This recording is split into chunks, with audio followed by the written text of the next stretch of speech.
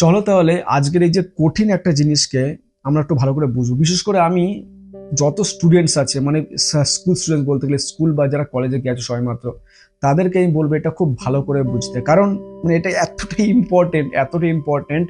তুমি যখন তোমার পিএইচডি করতে যাবে বা নতুন করে কিছু তুমি তোমার লাইফে ডিসকভার করতে চাও, তোমার কোনো অবজারভেশনকে তুমি তোমার লাইফে প্রমাণ করতে চাও যে এটা এক্সিস্ট করে, তাহলে কিন্তু তোমাকে এই মেথড দিয়েই কিন্তু যেতে হবে। এই মেথড দিয়েই, সায়েন্টিফিক মেথড। তার মানে এই সায়েন্টিফিক মেথড তোমাকে একটা ওয়ে আউট দেখাচ্ছে, যেটা দিয়ে তুমি তোমার যে অবজারভেশন আছে সেটাকে তুমি ডিসকভারি হিসেবে তুমি তোমার লাইফ আনতে পারো। আর আমি কেন বললাম স্টুডেন্টসরা প্রথমেই, স্কুল স্টুডেন্ট, বিকজ প্রথম থেকে যদি তোমার মাইন্ডটাকে এইভাবেই মোল্ড করে দাও, তবেই কিন্তু তোমার পরবর্তী লাইফে তুমি যে কোনো কোনো কিছু দেখবে না তোমার এই সায়েন্টিফিক মেথড, এই অ্যাপ্রোচে দেখবে। ফলে কি হবে, তোমার লাইফে তুমি অনেক ইজিলি বড় বড় জিনিসকে তুমি করতে পারবে।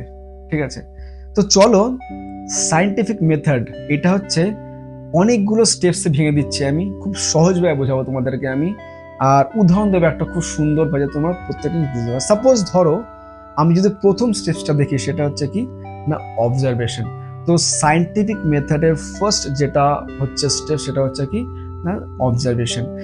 অবজারভেশন এত পাওয়ারফুল একটা, মানে তোমার একটা, আমাদের সবার মধ্যে থাকে এই ফিচারটা, বাট আমরা কিন্তু মন দিই না, ফোকাস করি না। আর অবজারভেশনের মধ্যে এত পাওয়ার থাকে না, তুমি অনেক কিছু দেখবে লাইফে তোমার চোখের সামনে ঘটছে, সেগুলো তুমি ফিল করতে। বাট যারা এটা পারে না, তারা অনেক কিছু মিস করে যায়। বিকজ তুমি যখনই তোমার মাইন্ডকে ওইভাবে দেখতে শুরু করবে জিনিসকে, তুমি অনেক কিছু দেখবে, স্ট্রেঞ্জ জিনিসকে দেখবে। আর সেখান থেকে কিন্তু আগেকার দিনে যারা সায়েন্টিস্ট ছিল, এর জন্যই কিন্তু অনেক কিছু আবিষ্কার করতে পেরেছে, because they have that observation power. Okay, তো অবজারভেশন আমি কি এক্সাম্পল দিচ্ছি, সাপোজ ধরো আমি পুরো প্রসেসটাকে একটা এক্সাম্পলের মধ্যে বেঁধে দেবো, যাতে তোমাদের সুবিধা হয়, আর খুব সংক্ষেপে। ঠিক আছে, তো যেটা বলতে চাইছিলাম, যে একটা এক্সাম্পল, সাপোজ ধরো তুমি তোমার বাড়িতে বসে আছো, বই পড়ছো, আর তুমি তোমার জানলা দিয়ে দেখতে পাচ্ছ তোমাদের উঠোনে একটা গাছ, সেটার গ্রোথটা একটু বেশি লাগছে তোমার। হ্যাঁ, মানে তুমি আগের সপ্তাহে লাগিয়েছিলে, বাট আজকে খুব বড় হয়ে গেছে, মানে এক সপ্তাহ খুব বড় হয়ে গেছে। তো এইটা তুমি পড়তে পড়তে মাথায় ক্লিক করলো, তো এটা একটুখানি স্ট্রেঞ্জ লাগছে তোমার এই যে গ্রোথটা। তো এটা হচ্ছে তোমার অবজারভেশন। ঠিক আছে, তো ফার্স্ট তুমি অবজার্ভ করলে যে এটার গ্রোথ একটু বেশি হচ্ছে অন্যান্যদের থেকে। ঠিক আছে, তো এটা তোমার হচ্ছে গ্রোথ হলো, মানে অবজারভেশন হলো। নেক্সট কি, নেক্সট হচ্ছে তোমার রিসার্চ। রিসার্চ হচ্ছে নেক্সট স্টেপ। রিসার্চে কি করতে হয়, মানে শব্দটা খুব, মানে খুবই একটা বিশাল বড় শব্দ, বাট রিসার্চ জিনিসটা কি, রিসার্চ হচ্ছে তুমি তুমি কি করলে না, ওই যে গাছটা, সেই গাছটা তুমি গুগলে সার্চ করলে, বা তুমি তোমার বাড়িতে কাউকে জিজ্ঞেস করলে, বা তুমি তোমার আশেপাশে যে কজন তোমার আশেপাশে রিসোর্সেস থাকে, সেখানে তুমি সোর্সেসকে জিজ্ঞেস করলে যে এই গাছটা কি গ্রোথ একটু বেশি হয়। তুমি যখন দেখলে এর কোনো আনসার নেই, বা অনেক সময় আনসার তো কিছু থাকতে পারে বাট প্রপার নেই, তো এরকম সব কিছু তুমি রিসার্চ করে নিলে, করে নেওয়ার পর নেক্সট যে একটা তোমার নেক্সট স্টেপ, সেটা হচ্ছে কি না, হাইপোথিসিস। হাইপোথিসিস শব্দটার মানে হচ্ছে তুমি একটা কথা বললে, সেই কথাটা এক্সিস্ট করতেও পারে, নাও করতে পারে, তার মানে কি তার কোনো প্রমাণ নেই। তো তুমি এই যে রিসার্চ করে যে ইনফরমেশন অ্যাভেলেবেল ছিল বা যতটা ছিল, তার উপর একটা হাইপোথিসিস করলে, সাপোজ ধরো আমার মনে হলো যে এই গাছটা গ্রোথ হচ্ছে, আমার হাইপোথিসিস এটা বলছে যে এখানে হয়তো সানলাইটটা ভালো পড়ছে, তাই এর গ্রোথ খুব ভালো হচ্ছে, এটা তোমার হাইপোথিসিস। ঠিক আছে, তাহলে তুমি একটা এমন একটা কথা বললে, যে কথাটা হতেও পারে না হতে, তাহলে কি করতে হবে, নেক্সট স্টেপ কি, তার মানে নেক্সট স্টেপ হচ্ছে তোমার কি, you have to do experiment. তাহলে তোমাকে একটা এক্সপেরিমেন্ট করতে হবে। এক্সপেরিমেন্ট তুমি কিভাবে করতে পারো, সাপোজ ধরো তুমি যে এই কথাটা বললে যে সানলাইটটা, হ্যাঁ, তাহলে কি করলে তুমি ওই সেম লোকেশনে তার পাশে আর একটা গাছ লাগিয়ে দিলে। ঠিক আছে, তখন তুমি কি করছো না, এটাকে তুমি একটা মনিটরের মধ্যে ফেলে দিলে, এক সপ্তাহ তুমি দেখলে, দিন এক সপ্তাহে তুমি প্রত্যেকদিন মনিটর করছো, নোট করছো যে কতটা করে গ্রোথ হচ্ছে। এটাকে তুমি যে ডেটা কালেক্ট করলে, সেটা তুমি এবার নেক্সট স্টেপ কি হবে না, সেটা হচ্ছে তোমার অ্যানালিসিস। তো ওই যে গ্রোথ রেট তুমি এক সপ্তাহে এটা দুটো কম্পেয়ার করে দেখলে মিলিয়ে।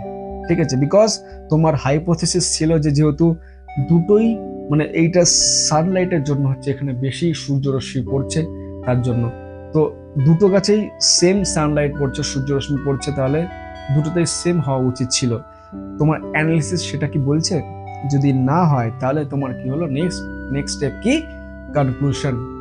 ঠিক আছে, কনক্লুশন তুমি তার মানে করে ফেলতে পারলে যে না এই দুটো সেম গ্রোথ হচ্ছে না, তার মানে কি Sunlight is not the reason, তার মানে সানলাইট রিজন না। দেন এই যে তুমি ইনফরমেশন গ্যাদার করে নেক্সট স্টেপ কি হচ্ছে, কমিউনিকেট।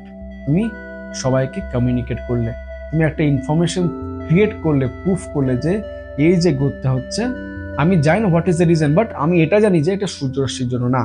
এটা তুমি কি করলে, পেপার দিয়ে লোককে, বা তুমি তোমার বাড়িতে সবাইকে বললে, এই এই যে বাড়িতে সবাইকে বলছো, সবাই মানে আশেপাশে সবাইকে বলছো, এইটাকে তুমি যদি সায়েন্টিস্টদের মতো করো, তাহলে কি করতে, তোমাকে একটা পেপার তৈরি করতে হবে, পেপারে তুমি লিখবে যে এটা সূর্যরশ্মির কারণে নয়। ঠিক আছে, এই যে পুরো প্রসেসটা, এটা হচ্ছে একটা তোমার সায়েন্টিফিক মেথড। এইভাবেই তোমার কিন্তু সায়েন্টিস্টরা কাজ করতো, বাট তারা কিন্তু আসল উত্তরটা তারা কি করে পেতো, এই যে পুরো সাইকেলটা আবার রিপিট করতো। তারা কি করতো, আবার নতুন একটা হাইপোথিসিস তৈরি করতো, নতুন একটা হাইপোথিসিস। এবার ধরো আমি তৈরি করলাম যে এই যে মাটিটা, সেই মাটিটা হয়তো খুব ভালো, হ্যাঁ, তাহলে মাটিটা আমি ধরে নিলাম ভালো, তাহলে এক্সপেরিমেন্ট করে দেখছি, তাহলে দুটো একই মাটিতে যদি করতাম তাহলে তোমার কি হতো না, দুটো একই গ্রোথ হতো। তার মানে মাটিটাও তোমার তার মানে মানে এই গ্রোথের কারণ না। নেক্সট তাহলে আর একটা লুপ, এরকম করে করে করে করে করে করে কি হয়, ওরা একটা আসল জায়গায় গিয়ে পৌঁছাতো। আর যেটা প্রপার প্রুফ আছে, তুমি যখন সারা বিশ্বকে তোমার ডিসকভারি নিয়ে কথা বলছো, তখন তোমাকে এই প্রপার প্রুফ নিয়ে লড়তে হবে, যাতে করে তুমি তোমার যে হাইপোথিসিস আছে সেটাকে তুমি এস্টাবলিশ করতে পারো। তো এইটাই হচ্ছে তোমার একটা ওভারঅল সায়েন্টিফিক মেথডের পেছনে এত বড় জিনিস। আর আগেকার দিনের বলো বা এখনকার দিন যারা পিএইচডি করছে, সবাই কিন্তু এইভাবেই কিন্তু তাদের যে হাইপোথিসিস একটা দেয়, সেটাকে প্রমাণ দিয়ে প্রুফ করিয়ে পিএইচডি করছে। এটাই হচ্ছে অ্যাকচুয়ালি পিএইচডি, আর কিছু না। বা আগেকার দিনের সায়েন্টিস্টরা যে তোমার ডিসকভারি করতো। ঠিক আছে, তো আমি এই জন্য প্রথমে বলেছিলাম স্টুডেন্টসের এটা বেশি ভালো করে বোঝা দরকার, কারণ তারা এখন এরপর অনেকটা স্টেপ এগোবে, কিন্তু আমি চাই যে তারা প্রথম থেকে তাদের মাইন্ডটাকে এইভাবে মোল্ড করে রাখুক, এই যে স্টেপসগুলো বললাম সেইভাবে। যখনই তুমি কোনো কিছু অবজারভেশন লাইফে করবে, সেটাকে তুমি প্রুফ করতে চাও, তোমাকে তাদের এইভাবেই করতে হবে। ঠিক আছে, তাহলে তুমি তোমার যে কথাটা বললে সেটাকে তুমি ফর্মালি, অফিসিয়ালি আর উইথ প্রুফ তুমি তোমার পুরো বিশ্বকে বলতে পারবে। তোমার নিজের একটা জিনিস তুমি নিজের বিশ্বকে দেখাতে পারবে যে দিস ইজ দ্য ট্রুথ। ওকে, তো চলো, আই হোপ তোমাদের এখানে অনেক হেল্প হয়েছে। আর প্লিজ যদি হেল্প হয় আমাকে তোমরা প্লিজ সাবস্ক্রাইব করো, বিকজ আমি চাই একটুখানি মোটিভেশন তোমাদের কাছ থেকে, যাতে আমি এইসব ভিডিওটা বেশি করে তৈরি করতে পারি, তোমাদের হেল্প করতে পারি। ঠিক আছে, তো চলো আজকের জন্য এখানেই আমার ফ্রেন্ডসরা, দেখা হবে আবার নতুন কোনো পজিটিভ ভিডিওতে। See you guys.